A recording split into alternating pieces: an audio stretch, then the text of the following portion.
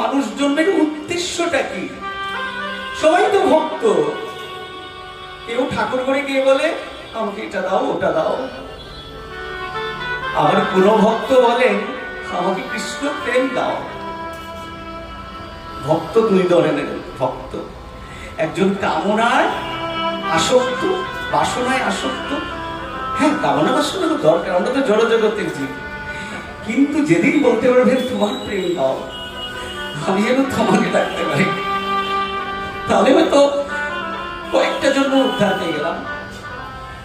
তাই আজকে হচ্ছে লীলাটা যেটা আমি বেঁচেছি, ভেবেছি, আমার ধৃষ্টতা, রাধারানীর একদম দশা, এটা লীলা নয় দশা, এটা হচ্ছে রূপ, শ্রীকৃষ্ণের রূপ, রাধারানীর রূপ অনুরাগ।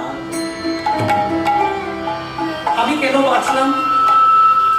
আমরা একটা সন্তান গাইলাম, হই হই করে বেরিয়ে গেলাম, কেউ কিছু বিতরণ তো হলো না। এই তো রয়েছেন সামনে যুগল লক্ষ্মীনারায়ণ মহাপ্রভু, আমরা দর্শন করি, আমরা দর্শন করি, আমরা দর্শন করি না? শ্রবণ আর দর্শন। রাধারানী শুনতেন, কি শুনতেন? বাঁশি বাজছে, বাঁশিটা কি নাম নিত? কি নাম নিত? রাধা রাধা বলতো, বাঁশি রাধা রাধা বলছে। সেটা শুনে রাধারানী পাগলিনী হয়ে যেতেন। আর উনি দর্শন পেয়েছিলেন শ্রীকৃষ্ণের প্রথম যেদিন,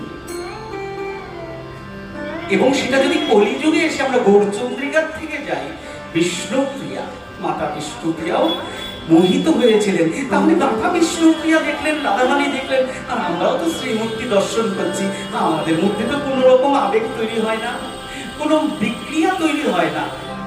শুধু কি এই একটা না, যাবো লীলায়, বিশদে যাচ্ছি না, গান তাহলে